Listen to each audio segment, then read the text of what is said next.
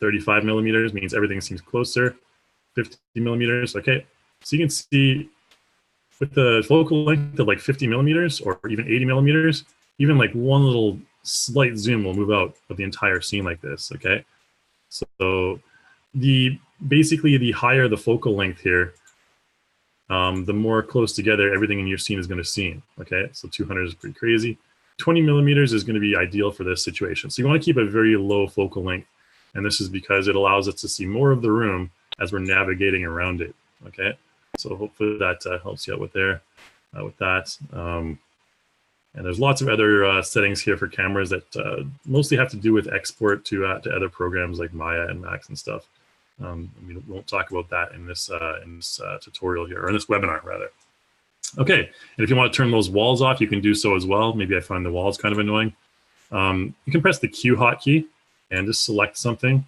Okay, if it doesn't seem to be selecting when you click it, just press the Q hotkey, and you can like double click it, and it'll normally select it, like the T table right here. There you go. We have wall A and wall B. We can make these walls invisible by clicking the visibility button up here. Okay. Now keep in mind, this is not going to animate the visibility. There's two different types of visibility in iClone. There's the visibility that you can find in your scene manager here with this little eye icon here. And there's also this visibility up here. Now, notice that this icon here is green, okay? And whenever you see anything green in iClone, like the move, rotate, scale values over here, anything that has green, that's in green, can be animated. You can use keyframe animation to turn it on or off. So if you wanted to toggle the visibility of the walls on or off throughout this scene for some reason, while it was playing, you would use this visibility, okay? The visibility over here is only used for, when you're previewing your scene or doing other things like that. You'll notice that there's no longer any shadows being cast by those walls at that point. Okay, there we go. Okay, let's bring in a couple more of our lights. This scene's kind of dark. A little dark for the summertime. We'll bring in more of our lights here. You can see these are all just like fill lights here. And we'll talk about the details more of fill lights versus point lights and key lights if we have time at the end of this tutorial. But we have a lot of other stuff to go through. I want to import in a couple of things to our scene. Use Blender to kind of separate some of the mesh. And on top of that, we're going to import in some other stuff and create some characters as well. Okay, so the next item of business here is we're going to just rearrange our scene a little bit. I'm going to go over to this shelf over here, select this shelf. And I think this shelf, it kind of just breaks up the room. I don't like this shelf here. I ain't no interior designer, but it's getting in the way. So I'm going to select that shelf and just delete it, okay? And what I'm going to do is I'm going to bring this table over here. You can see this dining table here. If I select it, it's an entire set. So if I twirl this down here, you can see the dining table item includes all the dining chairs. So there's a group of like 4 dining chairs. Let's just zoom in so you can see a bit better there. Okay, you can press the W hotkey to move them around separately, just like this. Okay, press Control Z to undo that. And there's a teapot you can select separately, the plate, and all this stuff. We can zoom in really close and get some nice, look at all the nice details of all these items here. Okay, anyways, so what we're going to do is we're going to place this dining table set over behind our sofa. Okay, so I'm just going to click it. We're going to click and drag it over here. And maybe I like it better rotated to the side slightly. So I'm going to press the E hotkey, and the E hotkey will change to my rotation gizmo, and then I can move it like this. Now notice that when I move it around like this, the value over here, the Z-axis, the rotate Z-axis is changing as well, okay? So notice that you just change it like that. So if you're a stickler for angles and you want to get to like a perfect angle, you can snap the angle as well if you want. There's snap options for moving and rotating, which we can talk about later. But let's see, I'll just put like, minus 90. Okay, could be plus 90 as well. I want it to be the other way around. There you go. I'm just going to go ahead and leave that negative 90. Okay, just flip it over on the other side there. Okay, so what we're going to do next is we're going to take this, we're going to export this dining set into Blender, and we're going to then basically take these chairs one by one. We're going to only be using one chair. I'm going to show you how you can kind of just take, because they're all put together in a single mesh here. Okay, so what I need to do is I need to separate them all. So the best way to do this is you can export directly from iClone into FBX format, or what you can do is you can go ahead and edit in 3D Exchange. I'm going to show you how to edit in 3D Exchange really quickly. The way from iClone is to go to File and export and export FBX here. Okay, and you can do that as well. And you want to make sure that you have your target tool preset, whatever you're bringing into Blender, for example. You can just export the current frame and delete hidden mesh, doesn't really matter. You want to embed textures. Let's just show the difference in these two exports here. I'm going to go ahead and export this. Let's go to our desktop here, and let's call this folder. Let's make a temp folder here. We already have a temp folder. Let's call this, well, just new folder is fine. Okay. We'll call this IC export chair. Okay. Save that to our desktop/new folder. And then we can also go to edit in 3D Exchange. And close this down. We can just go to select the dining chairs. So because only the dining chairs were selected, that's what we exported. That's into 3D Exchange here. So it's just a really simple mesh here, all these dining chairs together, right? Now let's go ahead and load up Blender really quick. I'm gonna find Blender, where is it here? That was on my desktop.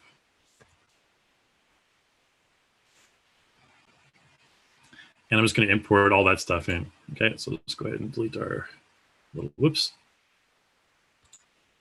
Cube there and import in. Now, what I'm going to do from 3D Exchange is I'm going to export as an OBJ, okay? And I'm going to show you the difference really quick here. So we'll go to just select these dining chairs right here and just select export as OBJ, okay? And we'll just call it, chairs. Okay, now export selected only, yes. We don't need to remove hidden mesh or anything. You can merge opacity to diffuse textures, doesn't really matter. This other option we only need to use for Alembic base. Let's go ahead and export this to that same folder. Our desktop, we have the new folder here. And let's create a new folder here called OBJ. And let's just save it to that OBJ folder, okay? Because OBJ will have like all the textures and everything in a separate folder. It'll export all the textures and everything together. Okay, so then we can go to our desktop here. And new folder, and there's our iClone export chair, the FBX file. Okay, and in our OBJ, we have the OBJ right here. Okay, chairs, and all the texture files and everything are with it. Okay, and textures for the iClone for the chair are all here, the FBX, way down here. We didn't do that really properly. So what I prefer to do in this case is export to OBJ. When using Blender, just because it makes things a bit easier. So I'm going to go ahead and do that. We're going to go into Blender and File and import FBX, or sorry, import our OBJ. Wavefront OBJ, there we go. And let's find that folder here. Desktop, new folder, OBJ, chairs.obj. Okay, and should be in here any moment. Oh, there we are, way out here. Okay, so, and the reason they're way out here is what you can do before you export to OBJ in 3D Exchange is you can scale them down. So the scaling in Blender and iClone is a little bit different. So if I select this dummy here, this Control D, this dummy here, you won't see it appear, and that's because it's kind of off the screen right here, way over here. So these chairs aren't really centered. They're positioned according to where they were in our scene. Okay, so that's something to keep in mind. And what I want to do here is select this item right here and just go ahead and reset the position, the transform position. And then you can also, scale down. You can press the R hotkey and you can scale them down like this. Like I mentioned, the Blender size scale export a little bit differently. But if you do that, then you won't come across this problem where they're like way over here off to the side and, kind of annoying to get to. Although it's not too terrible. Okay. All right, so what we're going to do here is I'm going to, in Blender, just use the Z wireframe mode. Let's tab over to, instead of object mode, let's use edit mode here. Okay, and I'm going to just press the Z hotkey to use this mode right here instead of rendered, we'll use the wireframe mode here. And I'm just going to rotate it on top here a little bit. I'm not really used to the Blender navigation. So what I'm going to do is I'm just going to get rid of all these chairs except for one. Okay, so let's go ahead and do that. And the easy way to do that is kind of just press the C hotkey. And oops, no, we're in the wrong mode here. Oops. Oh, that's because I'm doing this. Okay. Oops. Oh, Control C and click and drag. Oops. Nope. Oh, Control left click and drag. I think it was Control C. All right, Control left click and drag, and I'll create your lasso tool here. I always forget all these like Blender hotkeys. I haven't used Blender for ages. Let's just Z this here again. Control left click and drag. I'm going to select all of these, and we should be in edit mode here. Goodness sakes.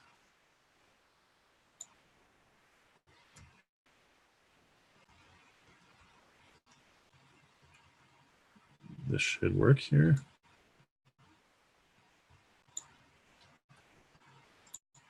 Okay, I just deleted everything. We don't want to do that. Okay, let's try it now. There we go. Okay, it's not deleting all the vertices.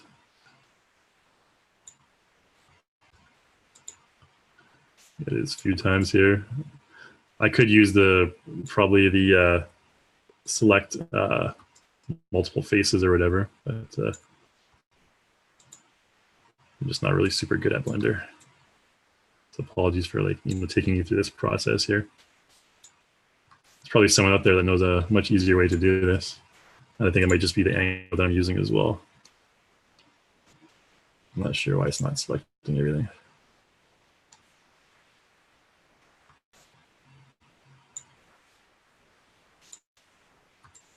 Gosh, okay. I've never had this problem before.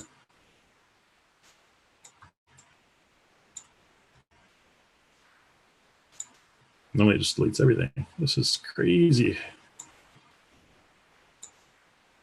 I use this mode here.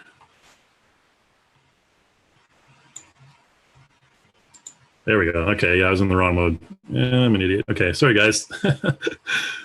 I was in the wrong mode, the incorrect mode here.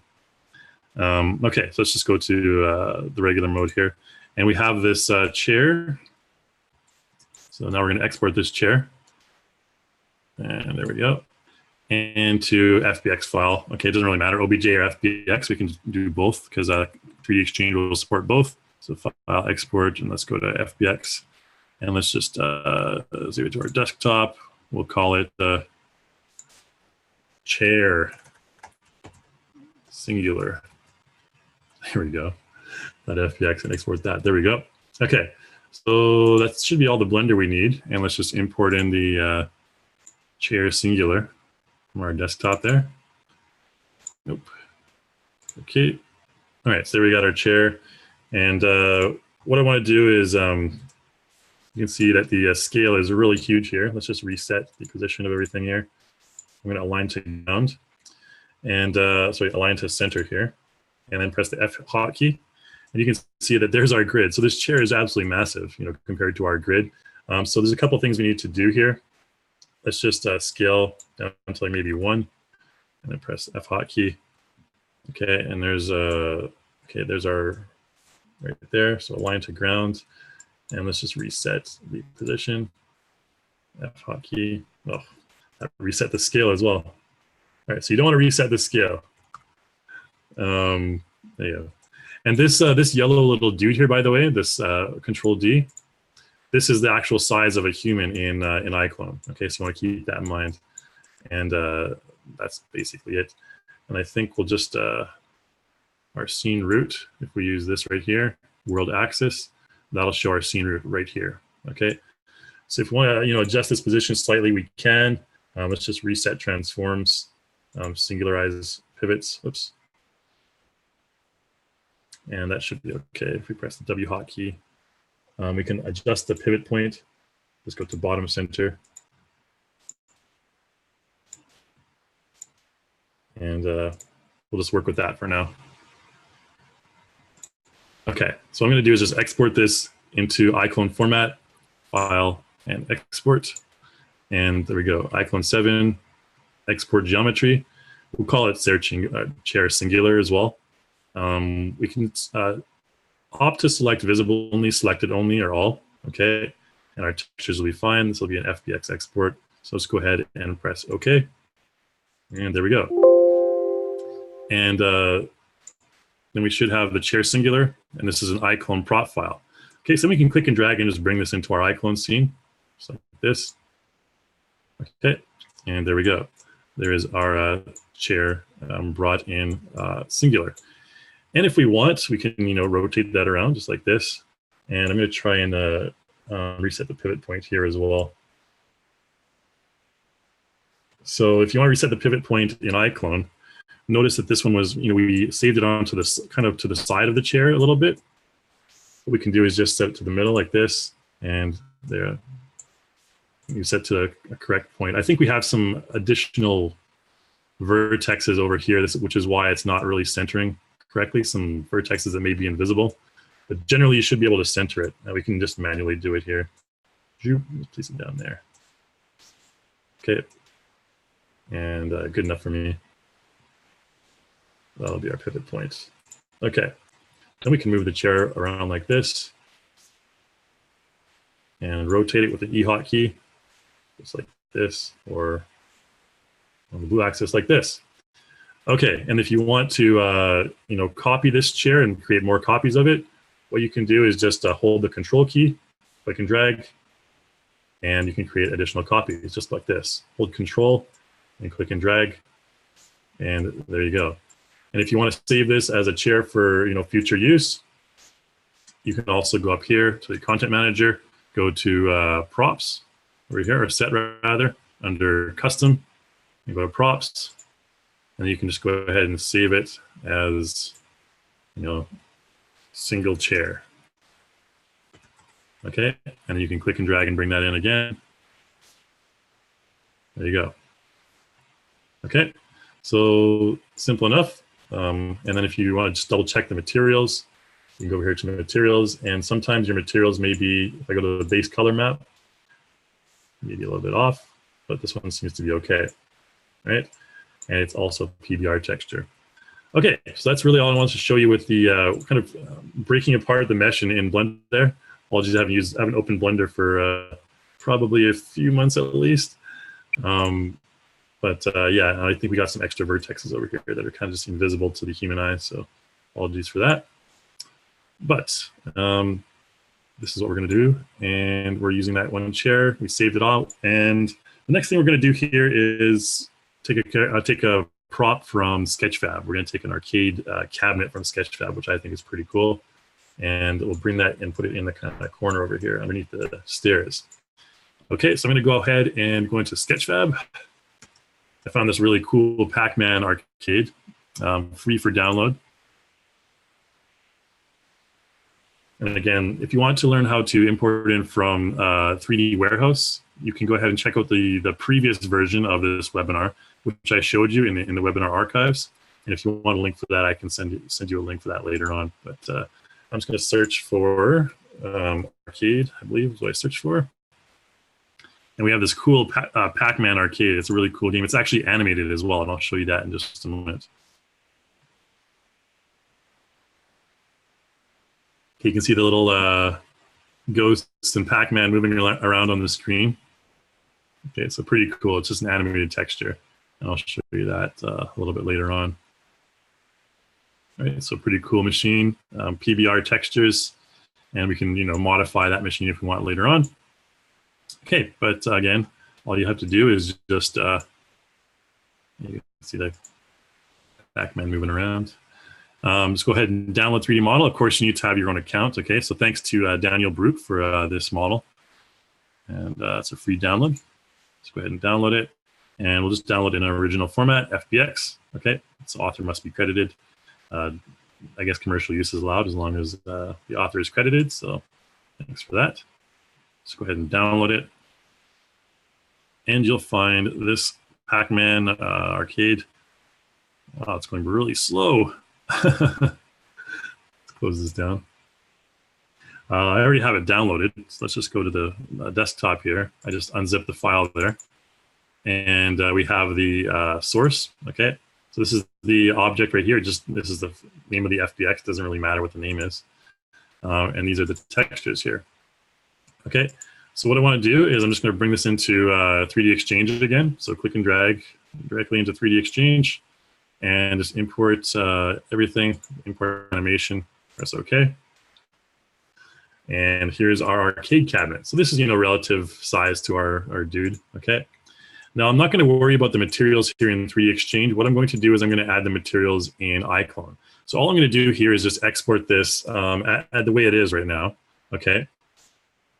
And you can see the animations here are in there. That's kind of a prop animation. And let's just go ahead and export this directly into iClone. So we can go into export to iClone, and we can save it to the default folder here, which will be our default prop folder for iClone. Okay, if we select default, I'll show you where that is. It's very important to know this. And it's kind of easier to organize rather than exporting to the desktop first and everything. You can change your max texture size to whatever you want. 4K, in this case, I'll just choose 2K, it doesn't really matter. And we'll just export everything. And animation we want to export as well. Okay.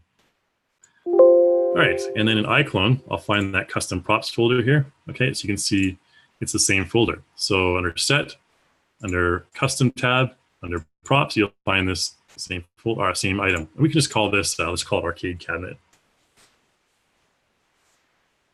Okay, and we'll click and drag and bring it into our scene. And let's place those materials on this item here as well. Let's just press the E hotkey to rotate it. Again, I'm a stickler for those angles, so I like to have it exactly 90 degrees, and place it right up against the wall here. Okay, good stuff. So what we're going to do is we're going to just replace all the materials on this, and it can be found in that same folder. So let's go over here to materials. And what I can do is, if you find your scene is a little bit too dark, what you can do, there's a couple of options you can use. The first one is to use auxiliary light right here. So my mouse is hovering over auxiliary light. If you press that, it's just going to make everything bright in your scene with no shadows. And this also saves a lot of resources as well. If you're editing your scene and you don't need the nice materials, you don't need to see everything. You're just doing like animation or something. Auxiliary light is a good option to have because it saves system resources. You can see right now it's only using 1.7 out of 8 gigabytes up here of these video memory. Whereas if we turn it off, it should be using a bit more. There we go, 2.8 out of 8.1, okay? So 1 gigabyte difference when you have auxiliary light on or off, okay? So just keep that in mind. If your computer is chugging along, just throw auxiliary light on and things will move a lot faster. I don't have to worry about that too much because I'm using a 1080 GTX NVIDIA right now, which I highly recommend. It's the best card for iClone at this time, I think. Okay, so let's load in a couple textures here. So you can see there's 3 meshes in this object here. We have Pac-Man machine, Pac-Man, and this Scheibe, I think, which probably means screen in German because I think this guy is German. So let's just go ahead into the Pac-Man machine. The material name is called Automat. So let's go to the base color map. And this folder here, it's in that same folder. So the textures and albedo and diffuse are kind of used interchangeably. So we can just load up the albedo map, okay, for the base color. You can see there we got that taken care of. And there's a bump map on there as well. It doesn't really do much, but just throw that on. Import it as a normal map there. There is an ambient occlusion map, which I'll show you the difference in, actually, let's see if we can notice the difference in auxiliary mode here. AO, or otherwise known as ambient occlusion. You can't really notice much in auxiliary mode because it doesn't render the ambient occlusion. But if I go into regular mode here, and I adjust the strength of my ambient occlusion, we need better lighting. If you want to kind of just have a temporary light in your scene to shed light on something, you can also go to create light, and create like a point light, okay? Or a spotlight. Point lights do not cast shadows, okay? Spotlights do cast shadows, so just keep that in mind. Point lights are kind of used just for ambient lighting. Another option you can use is to go to visual, and you can just activate the IBL. Okay, and then we can increase the strength of the IBL, and there we go. So our ambient occlusion, we take it down. You'll notice a very small kind of difference, especially around like this kind of area. All the way down. Notice especially around the edges, it's not as shaded around the edges. Whereas if we increase that strength, that's what ambient occlusion does. It kind of adds an extra sense of depth. Okay, and I think we had a glow map as well. Is that correct? No, only a metallic and oh, sorry, this is the emissive. Yes, so automatic emissive. Okay, and so this one is this Pac-Man item on the top here. You can see if we turn that down. Okay, so just a glow map like this, so pretty cool. We can adjust the strength of that to whatever we wish.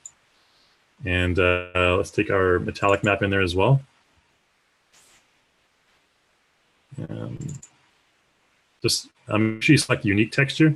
By default, it'll come across as a little texture between metallic and roughness, because sometimes they'll often use the same map, just kind of a little bit different values.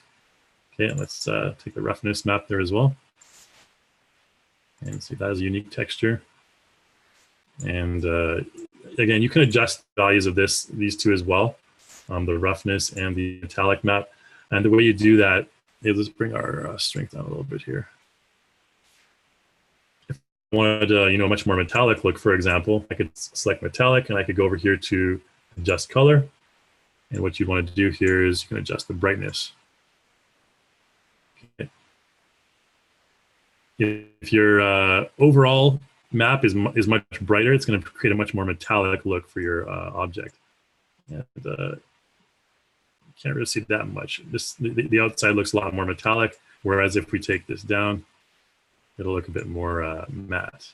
Okay, so we'll have kind of less reflection on the outside of the arcade cabinet there. Okay, so pretty cool. This object, I think, is pretty great map that this user has provided. We'll go to the next material, or next mesh, which is this Pac-Man Ghost. And I think it's just a base color for this one. Albedo and emissive. Okay. And so the glow is the emissive. Okay. We'll just throw that on. And this also, I think, has an opacity map. Nope, that's the scene. Okay, so this is the animated texture right here. So if we go to the Shaib, which is, I believe, screen, we'll just throw in all the stuff on the screen there as well. So base color is the, we don't have a base color, the albedo. Okay, the albedo right there. So this is just kind of to create sort of it's really detailed kind of texture on the screen there. Just kind of create some smudges and stuff.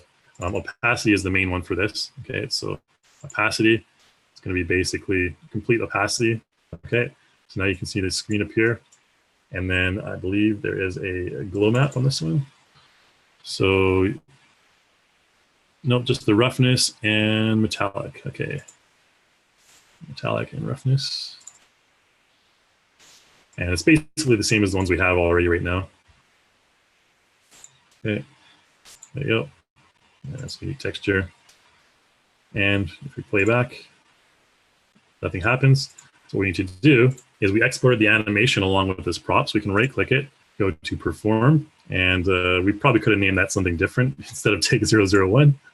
You can see if we click that, then we can animate all these objects on the screen right here. So pretty cool stuff. Really cool prop, I think, and everything's done PBR as well. So if we take off our IBL, for example, let's go to our scene light. Take off our key light, or all the other lights here. You can see it'll actually create this material. The glow map is quite nice. You can decrease that glow like this, just for the Pac-Man characters, and the same thing for the screen as well, or the this one. You can see that glow map will actually create lights and cast light into your scene. So it's pretty cool. All right, I think that's about it for this prop. We have about 10 more minutes to get into a couple other things here. I wanted to show you as well, I'm going to bring these lights back on here, some other stuff. Let's bring in a separate light here.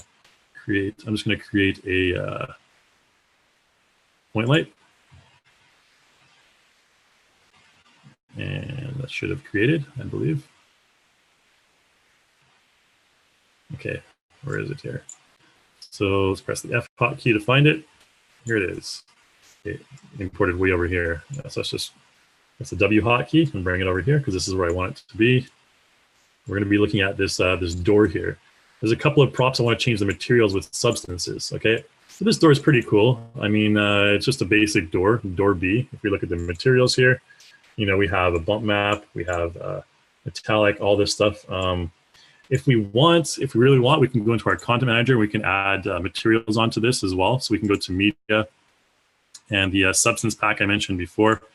This one, this visual essentials, includes a number of different kind of settings. There's substance materials on this, super substance tools. So you can add aging to your, you know, doors or, you know, whatever object you have. You can use decals. You can change a bitmap to a material. All sorts of other fun stuff. And there's a library of different substances and HDRI fundamentals, lookup tables, otherwise known as LUTs. These are used for kind of tweaking the colors in your scene. And we can talk more about that later if you have any questions, but I'll just go ahead and close it down for now. And what you can do is you can just click and drag any of these, you know, substances. Let's go to the PBR 200, you know, something like the wood one here. We can just, you know, throw this onto our door like this. Okay. Now the problem here is that, you know, just basically makes the entire door like one single piece of wood. But when you see like these little algorithmic symbols on the bottom left of your textures here, that means it's a substance material. Okay. And the substance materials, they can be they're procedurally generated. They can be animated throughout your scene. So for example, if I wanted to age this door throughout the scene, I could do so by animating it. I'm just going to Control Z. Probably a better thing to put this on the floor, actually. Let's see what it looks like with the chestnut floor here. All right, not too bad, right? So what you could do with this floor here is you could procedurally, you know, animate this floor by going down here. You can bake the substance texture if you want to bake it. There's a lot of other settings down here. So under substance, if you don't have a substance applied to a prop, you won't have this little section here called substance, okay? So again, what we can do here is we can, you know, adjust, you know, the wood roughness, kind of create a bit rougher. This is more like a slick surface, okay? So if you want it to be like a highly polished wood floor, we can do that. And of course, like I mentioned before, anything in iClone that has green text can be animated. So you could slowly change this wood from like really, really metallic, really slick to really rough, okay? Gradually throughout the progression of your project. And then there's, you know, different channels so you can adjust, you know, different technical parameters. The finish type here, a little bit different. A couple of different options here for finish. The old finish here. Okay. So again, these are all built into that substance texture. And I think, you know, our natural one kind of looks the best. Looks nice and fancy. And there you go. Now, another thing you can do is under the substance super tools, there's different super tools here. There's decal, there's 5-channel mixer. There's stuff like aging, for example. If I click the aging onto here, onto my door, I can adjust the aging. Now, again, it's going to get rid of, again, the bolts and everything like that. So generally, you want to have this on a specific section, a specific mesh that is part of your object. Let's apply it to our, oops. Oh. There we go. Let's apply it to our wall here is probably a better idea. Okay, so you see on the wall here, we can adjust. And right now it's kind of tiled, and there's, you know, various ways you can adjust this. So if I wanted to, for example, I can go to output size. We can change that to like, you know, 2048. It'll be a bit more detailed. Our mesh data, not really much to mess around with there. But you can adjust the material here as well. Now, this will be rock, not wood, okay? So underneath it'll just kind of be rock. You can also have metal underneath it as well. Tweak, you know, various things. I'm not going to mess around too much with this because you can go wild on all these things. You can adjust the amount of erosion. Okay, the amount of edge decay and dirt. You can enable it, and just all sorts of different values you can mess around with here as well. I just kind of wanted to show you, make like a really dirty wall if you want. Just really nasty, and then adjust different patterns, and just create sort of an effect where you probably don't want to have too much dirt on it, but again, I'm just going to try and get rid of or try and add some more stuff on here. Some bleach won't do much in this case, actually. And throw some paint on there as well. Now the inputs are up here under material. Okay, and all these values right here. And again, you can just go wild with this and have a grand old time, aging things just by throwing on that aging thing. I don't want to kind of spend too much time here. This is kind of tweaking different values and going from there. And you can tile it less as well. You can see that it sort of looks a little bit too tiled. So what you'd probably want to do is create more randomness in it by going to your tiling and adjusting that as well. Maybe I'd want to 0 point. Oops.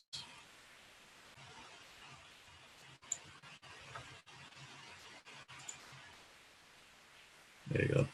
A bit more of a interesting look. All right, so kind of create that cool looking effect there. One final thing I want to do here is I want to bring in a prop from the marketplace.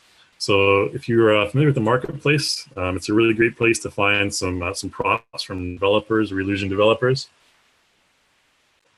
It's marketplace.reallusion.com, but I'll put it in the chat window for you there. And I'm just going to find this geeks table that I have been looking at earlier. This is an iClone asset from a developer called 3D Everything. Now in the marketplace, you'll find two different options, one for iContent and one for export license. And all the marketplace stuff is done with DA points. So you can purchase your DA points from your account, and DA points are used in the marketplace. Okay, so you purchase, I think it's like 100 DA points for like $1 or something like that, and you can just purchase from here. iContent cannot be exported from iClone, so if you purchase the iContent version, that means you can only use it within iClone. However, if you purchase the export version right here, that can be exported into FBX and everything. You can use it in other places as well. Okay, so I think that this is the Geek Stream. You can kind of search for yourself. I think it's basically everything from 3D Everything here is quite good. The textures are quite professional, and we get some really good results. And again, you can use Substance materials to modify yours as well. Okay, so let's go ahead and if you want to download this, you can just click on export. It's added to my cart. Just go to cart up here, and the purchasing process. Nothing too complicated. Just sign in to checkout. I'm not going to show you the entire checkout process because that's kind of redundant. I'm sure a lot of you probably know how to check out, but I've downloaded it, and once it downloads, it'll show up in your props in this case. So I'm going to go over to set, template, and props, and there's a special folder for 3D Everything stuff. Okay, in Geeks Room right here, and you can find like there's a desk. There's a whole scene here as well, okay, if you want to bring the whole scene. So everything's really comprehensive, kind of put together really well. Where is the desk? Put the American flag on the wall. Am I just skipping by it, or am I? Oh, there we go, right here. Okay, so just bring that in. And so now it kind of looks more like a cottage, almost in a way. The old kind of cracked up walls. We just kind of modified that, and we'll just throw this table over here, this desk over here. And you can see it's a desk with like some beer bottles and a lava lamp and everything like that. All this stuff, I'm going to delete the point light now, or let's just turn it off actually. point light off. Okay. So now we have these screens right here. We go to materials. These screens have glow maps as well, so it's pretty cool. Display right here. Right now we just have the display. If you want to, you can add like a glow map in here. So I thought they had glow maps. This one does, doesn't it? It appears they do not. But what you can do is you can just take this diffuse map and save it out. This will make a fine glow map. Just save it, add it to your desktop. So I'm just taking this diffuse map. I just went down here to save. Okay, right here, and I'm saving it onto my desktop. Okay, and then I go to my glow map here and go to the desktop and take this. Okay, so when you do that, it's kind of a little trick. You can add some more glow, okay, to your diffuse map just like this by adjusting the strength slider down here. Okay, and if your scene is completely dark, you'll be able to see that glow kind of nicely affecting everything. We need to take off our I think we also have let's do our effect off.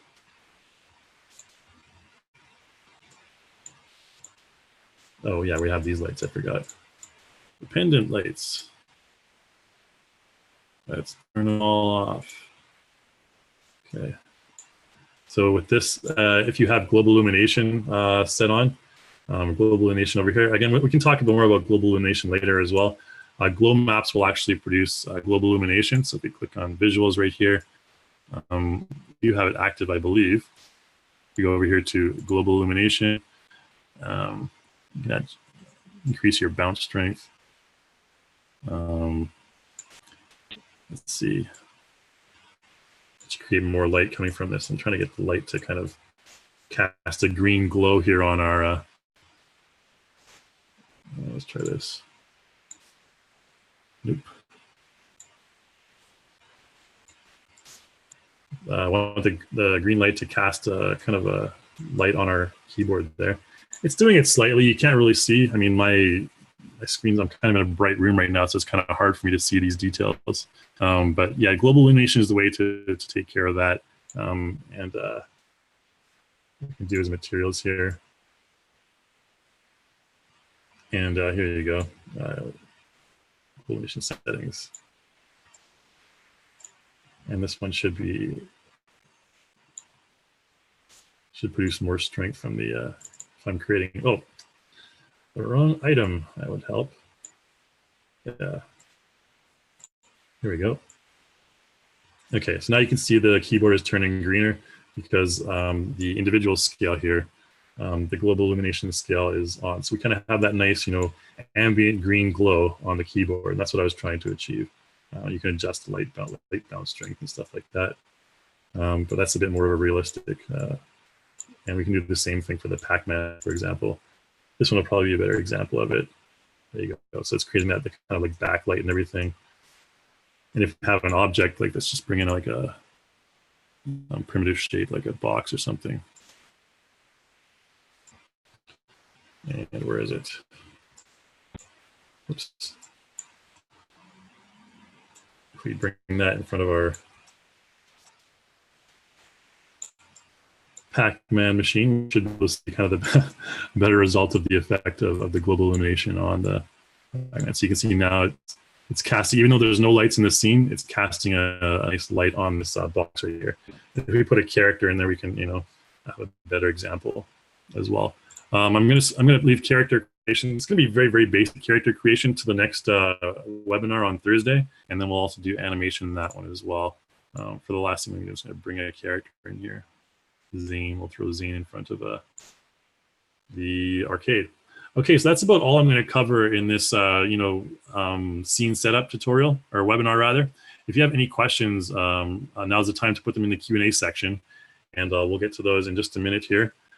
So again, Q&A like panel there, your GoToWebinar.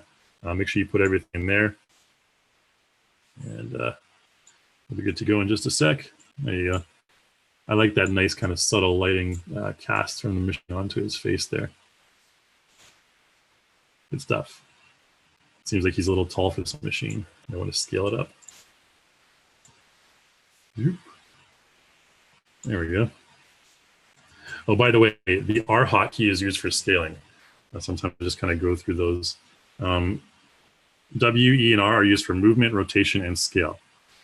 Okay, cool. That's about it for this webinar. We're going to go to the Q&A section now, guys. So any questions, please put them in there. You can ask me questions about other Reallusion products as well if you're interested. Looks like we already got a few here. Sam Schneider has a question about CC clothing. So some of the clothing I put on my model will make other clothing disappear. Putting on a holster. Let's load up Character Creator while I'm going through this, because Character Creator sometimes takes a bit of time to load. Close down Blender. Okay, so I'm putting on a holster, it will disappear, and then the missing item is not in my scene tab. Okay, so Sam, this is a pretty easy fix. When you are adding items to your character, clothing to your character, whether it be props or accessories or clothing or anything like that, you have to make sure that each one has its own layer. Now, once Character Creator loads up, I can show you where to find all the layers. There's something like 15 layers that you can add to your character, and you can adjust, you can assign different layers to different items. So, for example, underwear would be layer 1 because that's closest to your skin, right? And then shorts would be like layer 2. T-shirt could be layer 3. And stuff like that. So what you want to do is you want to make sure that each of your the items that you're trying to add to your character, they're all on different layers. So I'll show you what I mean here in just a second. Here, let's close down this Q&A panel. So this character, I'll just use this default character on the screen. Go to clothing, underwear. So most of the underwear stuff by default is assigned the same layer. So if I was to replace, let's say, for example, I was to add this bra, this white bra on, for example. You can see in the bottom left there, it says 01. And that means that indicates layer 1. Okay, so that's closest to the body. 02 on the boxers here indicates 02. So technically, you could have, these little bikini bottoms. Well, no, those are assigned to layer 2 as well. But you can see that one would replace the other. So I could, give her, checkered boxers for some reason. If she was wearing checkered boxers, there you go. And a white bra, for example. You can choose to replace or material only. Doesn't really matter. But those would replace the items on the screen already, or on the character already. Whereas if I went over here to shirts, for example, notice that with shirts, this biker vest is even assigned 13. So that's like way up there. Okay. The noodle strap top here is 07, so I can throw that on. And I can throw the biker vest on top of that, okay?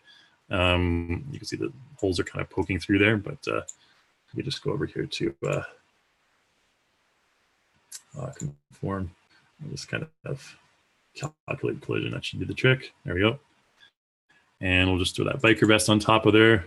So she's gonna have a cool, badass looking biker jacket, just wearing with the boxers. Right? Not something you see every day. Person with a leather biker jacket and boxers on, but that's kind of goes to show you. And if you want to find the layers of your character's clothing, you go up to do edits. Wait, is it modify? Yes, modify cloth layer settings here. Okay, and you can adjust the layers and the numbers and everything here. Just go to settings and change collision order to whatever number you want. Okay. So hopefully that helps out. That issues commonly occurs when you have two items that you want to add onto the same collision order. Okay, and that'll adjust this number right here. So notice there's 13, 7, 2, and 1. Okay, hopefully that answers that question for you there, Sam. Patrick mentions here. Okay, so for the next webinar, is it possible that two motions in a sequence might not be compatible? The last time I created a scene, everything went well up to when the character was blown away and dropped on his back. I wasn't able to follow that sequence with another animation for him to get back up. Okay, yeah, on Thursday, we'll probably have a scenario where I can kind of show you that. I'll leave a bit of time at the end for that animation. I mean, Patrick, what I would recommend is maybe just send me your project file, because it's kind of hard to kind of determine, because there's so many things you can do in animation in iClone. There's clips, there's keyframe animation, there's motion capture, and you can have keyframes that you don't even know are there, and they can be interfering with a lot of other stuff. So if I could take a look at your project, it might be better. I can help you with that and get back to you. So you can just email that to me. My email is kai@reallusion.com. It's Kai, Kai at reallusion.com, and I can probably take a look at that for you, and hopefully, at least at the very least on Thursday, I'll be able to provide you with a solution there. Okay, so hopefully we can get that taken care of.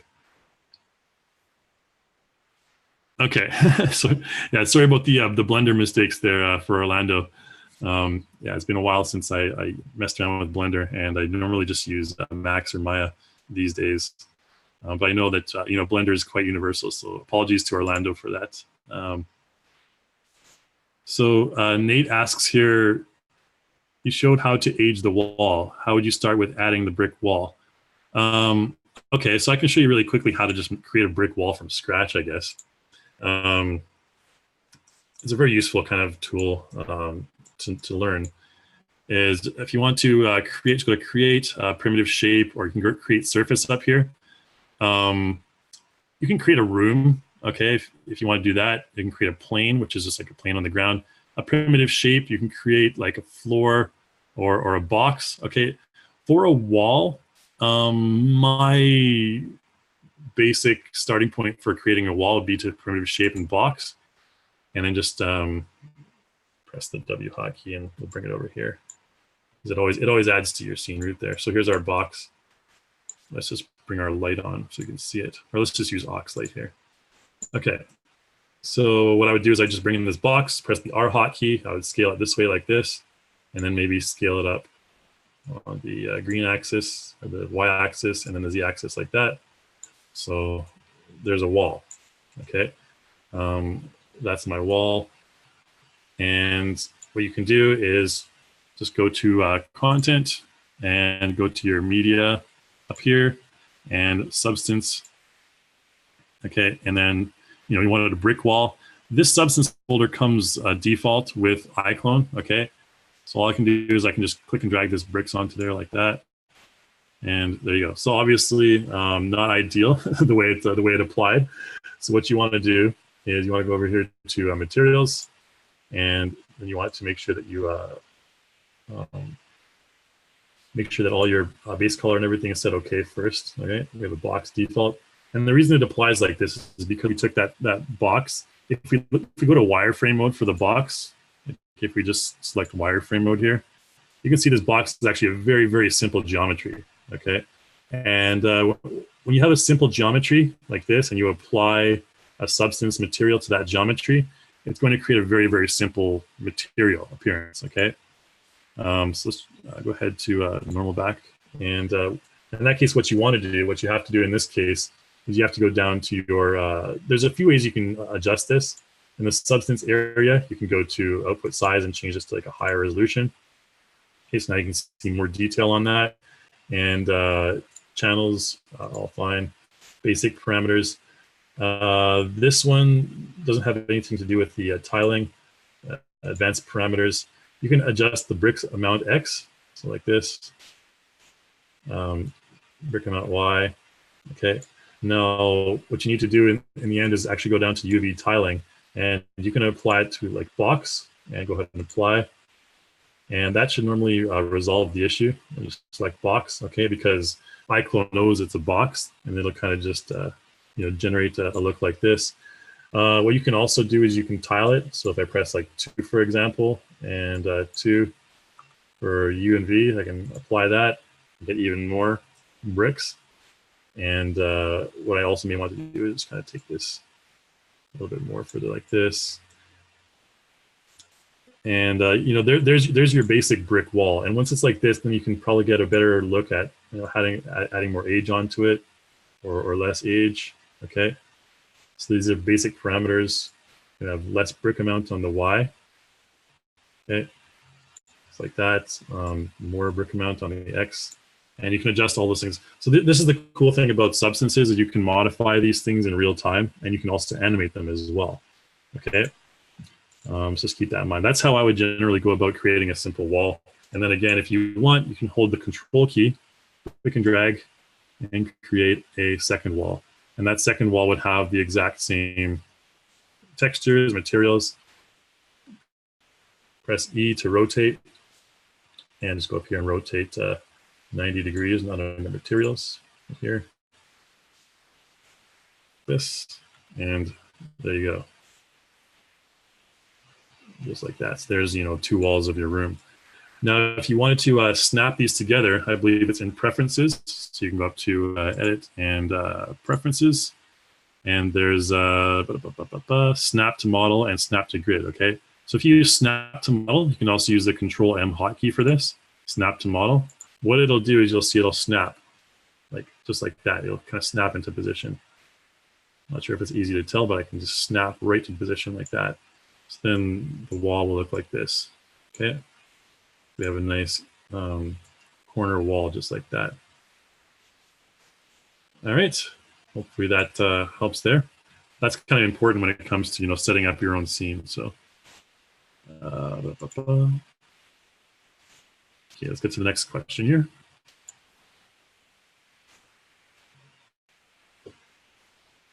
Daryl asks, in a 3D anaglyph scene, how do you set the best 3D imaging depth? I haven't really done any of that kind of stuff, Daryl, but kind of maybe if you give me an example, just shoot me over an email.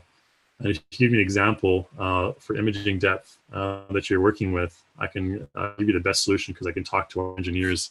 But myself, I don't do anything in terms of anaglyph 3D settings, imaging depth. Or at least in a long time. So maybe if you can kind of clarify the question, or maybe just send me the question via email a little bit later, I can probably get into more detail on that for you. All right, so Miriam is asking, in order to import or export props to Blender, do I need to purchase 3D Exchange? Okay, so to import props from Blender to iClone, this is a very common question. To import stuff from Blender to iClone, you do need 3D Exchange, but you only need the Pro version. Okay, so Pro version allows you to import anything into the iClone environment. However, if you want to export stuff from iClone to external formats, then you'll need the Pipeline version. So Exchange. Yeah, so keep that in mind. There's a couple of versions here, the Pipeline version and the Pro version, but highly recommend just picking up the Pipeline version, because it allows easy transfer back and forth. Okay, so 3D Exchange Pipeline, this one right here. Right, so it really depends, but I think right now it's mostly just Pipeline all over the place. Okay, so hopefully that answers that question for you there. Yeah, so you would need a 3D Exchange Pipeline. Answer your question there, Miriam. And okay, next question from Simon. I noticed there is a PBR and lighting plugin for iClone called Indigo. Are there any plans to replace this plugin? Well, to be honest, Indigo is a bit older. Now we use iRay. I can show you a quick render with iRay. Let's just go ahead and close this down really quick here. Character creator's taking up a lot of resources, but let's just go into our, I want to kind of see what this looks like with an iRay render here. Let's give our character a pose. Whoops. If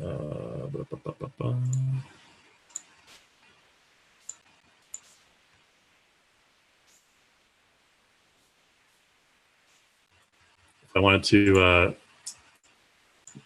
one good thing about, let's delete that point right there as well. One good thing about iRay is that it's, you know, photorealistic rendering, a lot better than Indigo. I'd highly recommend it. I'll kind of just Google that really quickly here. Plug in iClone. Yeah, this one right here. Photorealistic rendering. You can go look at this product page on your own time. I don't want to go through it too much. I'll just show you a quick render chat. So I'll throw this in the chat window here.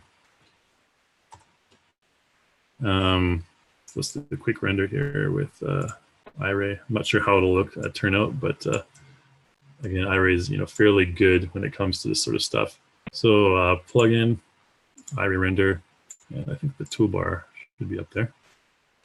There we go. Okay, you can just preview it. And I'll get to the next question. So I just wanted to mention that to you, Simon, that iRay is the updated version. We're no longer really doing a lot of updates for Indigo. It's mostly iRay these days. And we do have plans possibly to offer support for future other render types as well. Okay, and I'll just go on to Dean's question up here next. A question about character creator. When I try to import an FBX file from Maya, it's asking me for the FBX key. Where in the world can I find a key? Okay, so yeah, when you're exporting directly the FBX file directly into iClone, it's going to ask you for an FBX key. And this is sort of a kind of it can be a tricky thing. And the reason why it's tricky is because when you export an FBX file from iClone or from 3D Exchange, it will generate a little key, okay, an FBX key, and you won't be able to import that same file in again unless you have that same key. And this is to prevent piracy of developer content and stuff like that in general. This one, oops. This one is a FBX. So this is from when you export from character creator. So if I want to file and export FBX clothed character, for example, it'll generate an FBX key, or it should, and then you'll need that same key when you import back in. Okay, so just keep that in mind. Because basically, it's just to prevent people from kind of like taking the file and just exporting it and just using it wherever. It can kind of assign an FBX key to any FBX that's exported from character creator. We assign like an FBX key, and so that if we find it, being sold on some illegal marketplace, we can kind of trace it back to wherever it came from, and deal out some discipline to that account. So that's when you export from FBX from character creator, you get that FBX key. Okay, and the same thing will apply to props that you export from character creator as well. Make this all right, so there you go. You got a decent looking kind of render here. Zoom in a little bit more here. So photorealistic rendering, looking pretty cool. The lighting is very dark, but again, you can adjust all the lighting as well. We go over here. Let's load up our iRay render settings here.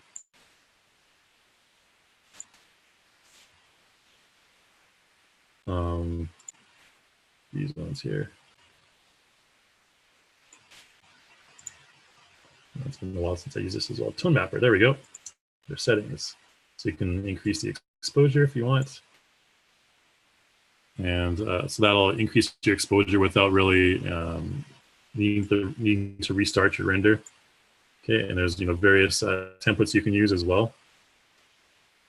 I can adjust like how a bloom filters if you want. The templates are over here. And these are kind of fun to mess around with. You can have a really good old time with all these templates, and adjust those a little bit later on as well. That's just a quick render from iRay. Again, not the ideal lighting situations. I'd probably want to adjust this a bit more, give it some more time to render, not have character creator running in the background because this takes up a lot of resources for my poor little laptop here. Okay, anyways, so hopefully that answers your question there, Dean. If you have any specific scenarios that you're kind of confused with, just feel free to give me an email and I'll help you through that. Some things take a bit more time than I'd like to invest during the live webinar here. It's kind of like to talk to you guys one-on-one to resolve specific issues is more efficient, I think. Okay. So Ray says, importing a character creator into Unreal, the clothing looks correct until you assign animation in Unreal. Then the skin shows through the clothing. Example would be walking or running. Yeah, this can occur in certain situations. Now, the solution for this is, I mean, you can modify the mesh. My ideal solution for this, if you ever see skin showing through your character clothing in Unreal after you've exported from Character Creator, what you want to do is when you export from Character Creator, make sure you hide all hidden mesh, okay? Because inevitably, you know, different editing environments are going to have different, you know, parameters, and there's going to be a little bit of discrepancy between the mesh position in certain you know, certain files and certain editing environments. So when you export, so you would export to FBX to go to Unreal, for example, you choose the Unreal preset, and you'd want to definitely delete hidden mesh down here, okay? Make sure you have delete hidden mesh selected, and you can avoid that because delete hidden mesh, any mesh that's not showing on the surface, it'll just delete it, okay? And what you also want to do is make sure that your character, say for example, if I select this shirt, I can go down here to edit mesh on the shirt. I believe we have the shirt selected, right? I'm just going to stop that render. This is just slowing down my computer like crazy here. All right, so there's a cool render. I don't know. I'll show a better one later. But yeah, so select the top, for example, and go to edit mesh. And what you'd want to do is just kind of, you know, basically, you can make anything you don't want visible. You can manually do this as well. So if I wanted, say, for example, I could just select, you know, this area here. Let's get rid of that top, like your vest for now. So, oh gosh, okay. So we'll strap top. So select this whole thing right here, and we can just, you know, make it invisible. Not the whole thing. Face. There we go. Okay, so we can select certain faces here. We can hide certain faces, okay, like this. All right, certain parts right here, we can hide them. And there you go. Okay, so you can't really see them from that side. And if we put the biker vest on top of it, you know, you can't really see it except for this section over here. So you'd want to like reveal this section back here. Just like this, and then show. Okay, but then this, you know, section right here would be hidden. So ideally, you know, hiding certain parts of your mesh is the best way to avoid that when you come across those situations in Unreal. Because I've personally come across those situations. I deal a lot with Unreal these days, and that's the solution that I've used many times. Just delete the hidden mesh, delete stuff that you don't need to show, and you should be okay. Okay. Toby Johnson asks a question here. Can you record your voice while using live face? Yeah, you definitely can. There's an option to record your voice and record the audio from your voice while you're doing the facial mocap. And I won't go into too much detail on that. We can probably cover that in the next webinar, since that covers animation mostly. Okay, Zola. After importing DAZ characters into C3 pipeline, do I also need 3D Exchange to get that character into iClone 7? No. Once you've imported the DAZ character into CC3 pipeline, it has become... oh, wait. See, I've always had 3D Exchange. Importing a DAZ character into CC3 pipeline, you can't do it unless you already have 3D Exchange, to my knowledge, at least 3D Exchange Pro, because you need that to import a DAZ character. As far as I know, DAZ character into CC3 pipeline. Yeah, I'm pretty sure you need it to get into CC3 even. The CC3 pipeline has the DAZ import.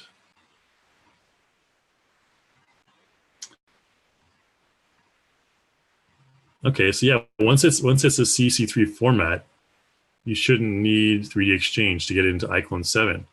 Correct me if I'm wrong, but I don't believe you should. If you can get into CC3, then you can save it as an iAvatar, in which case you don't really need to worry about 3D Exchange.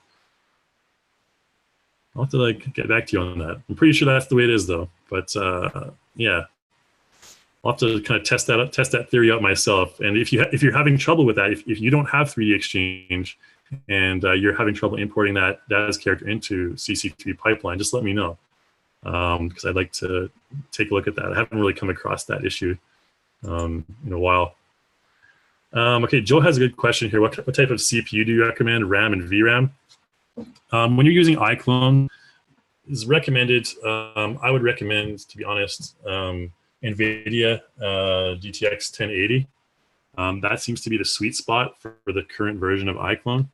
And like I mentioned, I'm using a 1080 right now on a laptop, and it's working fine. Nothing goes too slow. I don't experience much lag.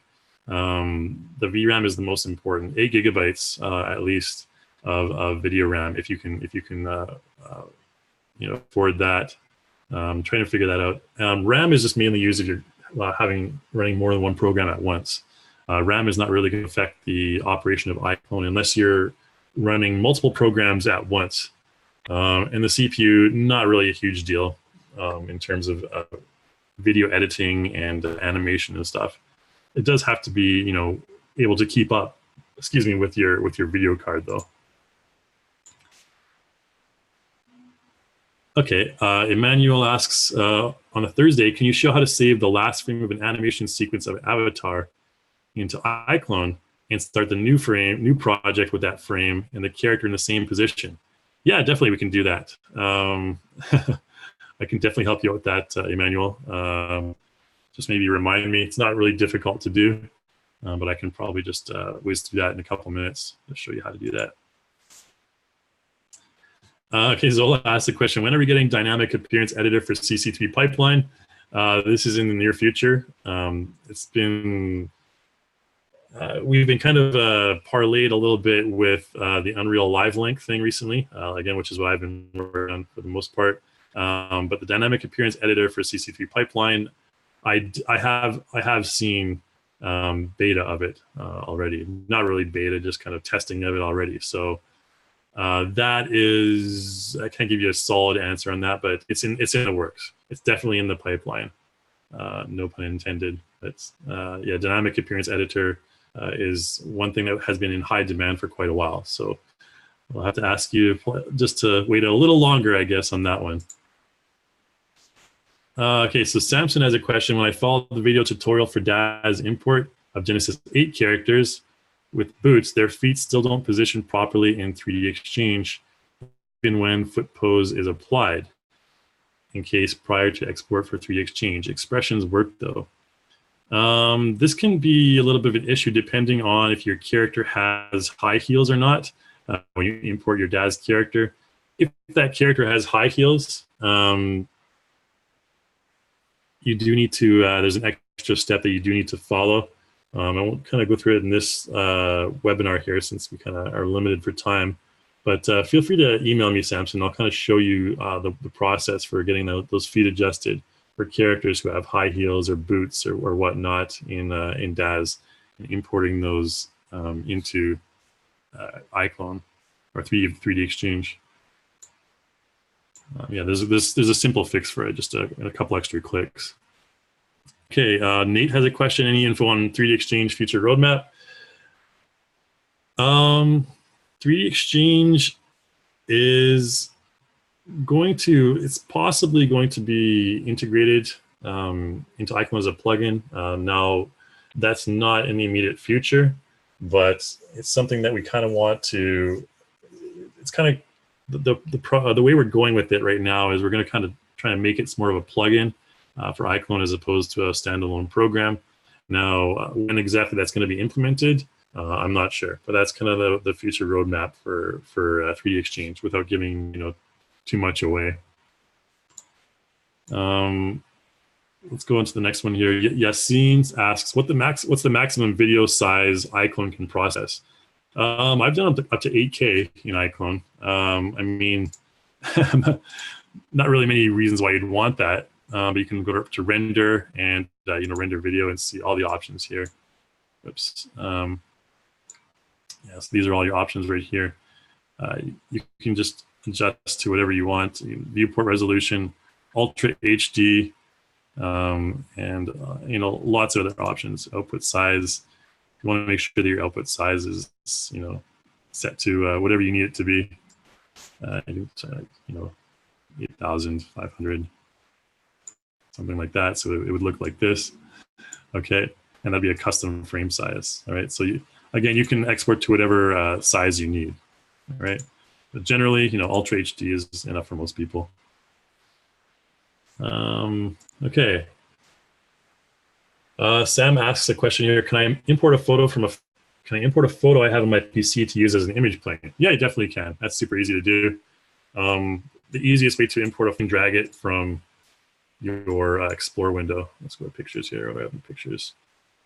Backgrounds. Like if I wanted this creepy tree background, I can right-click and drag it in. Again, right-click and drag, and just import it in as a plane, image layer, IBL, or billboard. Okay, or background texture if you want as well. Import as a plane is fine. And then, because there's no lights in the scene, I probably actually want to import it in as something else. It'd be kind of cool to see this imported in as an IBL. It has a really kind of eerie blue light. And then we can go over here to our IBL. And activate. It's kind of like a creepy... now you can imagine if the outer woods look like this, we get a kind of a creepy look like this. But obviously you want to decrease that strength. So it has a fairly strong value there, make it very subtle. I'd probably use something like this. And you could have that light coming in the window, that main scene light, key light there. And change it to like a blue, kind of creepy cold blue color. There you go. Now it's a totally different atmosphere you can see here.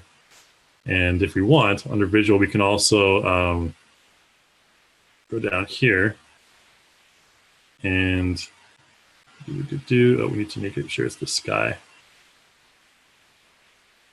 I believe we are able to apply this to the sky.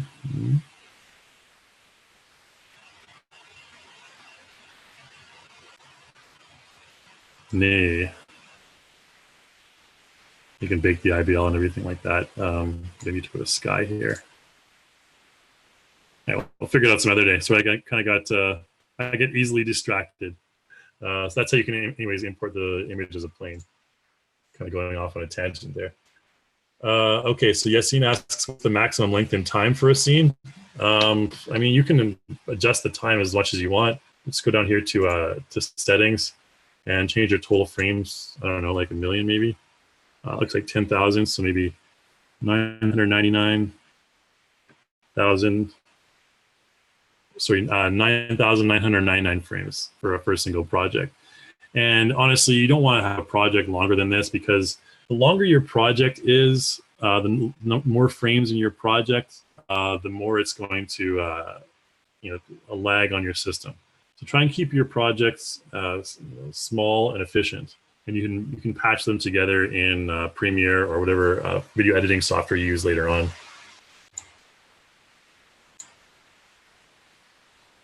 All right.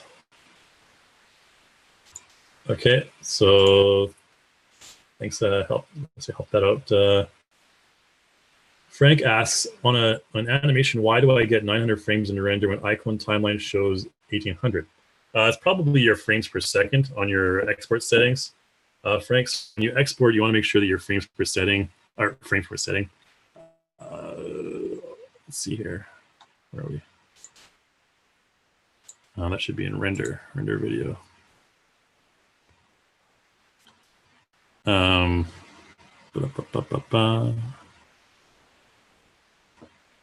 Yeah, frame rate. Okay, there's your frame rate. So you may want to make sure that your frame rate is the same. Okay, so if it's more than 30, or less than 30. You want to make sure it's the same as your project. Okay. So project settings, go here, and there's also a frames per frame rate here, I believe. Yeah. Maybe preferences. Total frames here. Yeah. Could be preferences. But I'm sure you can also adjust your frames per second here as well.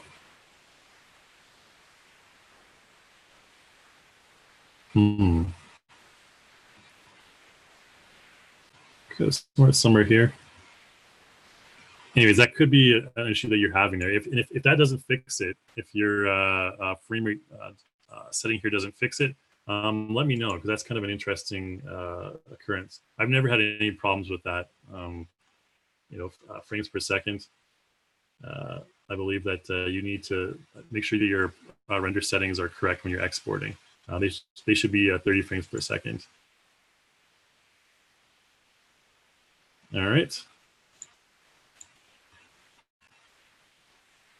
Okay, so Emmanuel asks another question here. When will it be possible to import HRD in standard format from other sources, or be able to import HDR scenery skies directly from DAZ 3D? Right now, the HDR input we're still working on that right now. That's kind of coming up in the near future here as well. Importing them directly from DAZ, that's something that we've had a lot of requests for. A lot of people, they want to import their projects from DAZ exactly as they are. And that's one thing that we're really focusing on right now, because we see there's a really strong desire for people to bring in their projects exactly as they are, from Max, from Mine, with exact cameras, exact lighting, and everything like that. So we're kind of consistently working on that, and vice versa, to export your iClone scene, to export the cameras, export the lights, everything from iClone into other software as well. We're working on that at all times. In terms of the specific one with importing HDR from DAZ, not entirely sure, because I think that's, but it's something that, because we have so many requests for it, it's something that we're constantly working on, and we'll get to that, hopefully in the near future here, for all you DAZ users there. So Frank's asking here, can you render at 24 frames per second? Yeah, just render at 24 frames per second from here as well. Just change that to 24, and that should work just fine. Okay, I think I've answered about all the questions here. Again, guys, the webinar on Thursday will be mostly focused around animation, a little bit around lighting. I think we covered most of the basics. I kind of went through like a really whirlwind tour of global illumination. But if you have any more questions, anything you want to learn for the next webinar, feel free to just email me and send me an email, and any topics that you'd like to cover, I can try and throw those in, because we're kind of having a modified version. The previous version of this webinar script had three-day tutorials, or 3-day webinar, where the last one was hosted by Chris Stuck on 3D, to talk about global illumination and the finer details of lighting, which I just kind of whizzed through here. Yeah, any other topics you'd like to cover, just let me know, because I'll try and make a bit more time for other topics as well. All right, so I think that's it. I think we've answered all the questions. Thanks everyone so much for attending.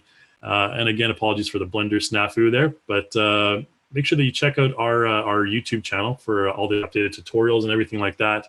Always new tutorials coming out. We're going to be launching into the live link tutorials here pretty soon. Right now, we're just kind of working through the last few for Cartoon Animator 4. But then, yeah, live link and Unreal stuff is going to be coming up soon, which I'm really excited about. And again, the content store special, you saw that, the supermodel characters with the Light Studio pack. Check it out as well. Highly recommended. And a survey as well. Any topics you'd like to talk about in future webinars. Again, like we're getting into the Unreal stuff, so we'll probably have some Unreal webinars in the near future as well. It's becoming more and more popular for people to kind of create their indie movies and stuff in engines like Unreal and Unity. Okay, so I think that's about it. Yeah. And again, 10% discount for the content store if you fill out that survey for us. So thanks so much, everyone, for attending. I'd love to have you along for the ride. Hopefully you enjoy all the other tutorials as well. And again, my email is kai@reallusion.com. So any specific questions you have that may have been kind of skipped over here, may have taken too long in other ways, just feel free to send me those questions, shoot them over via email, and I'll try my best to get it fixed for you, because I know how frustrating it can be to work on a same problem over and over and over again when you can't find a solution. All right, so anyways, yeah, good evening, good morning, good afternoon to everyone, you guys, and I hope to see you in the next webinar. And so we'll just end it off there.